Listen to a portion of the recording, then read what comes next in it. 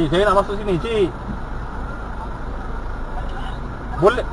Boleh ke wrong way? U-turn lah sana. Memang asalnya memang boleh masuk sini ke?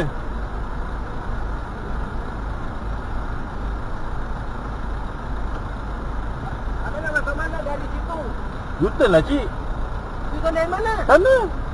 Nak masuk sana? Ha. Okey. Habis tu kalau saya tak perasan, Dah belakang. lama duduk sini? Dah lama? Duduk sini dah lama? Yelah, maksudnya betul ke tak betul? Ini masuk situ terus. Betul ke tak betul masuk sini? Yalah. Tapi siapa yang kita patut fikir? Orang nak sini, nak sini. Kalau bukan ke sana lah. Itulah. Apa? Apa yang itu? Apa? Pakcik yang wrong way tau. Dari sana ke sini terus. Yang kau sana ke sana. Kalau tak lebih kurang, tak Okey. boleh bawa kereta. Okey, pakcik yang betul lah ni wrong way. Saya dari sana ke sana terus. Kan semua ke sana ni.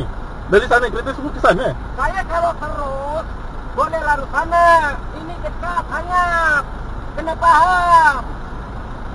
Kau duduk mana? Ha? Saya duduk sini. Duduk mana kau? Saya duduk sini. Habis tu kalau malam, kalau tak perasan belakang macam mana? Dah tahu nampak lampu, mesti ke sana. Alah. Saya ada dashcam tau. Saya ada dashcam. Buang lah, buang. Alam topi lah kau.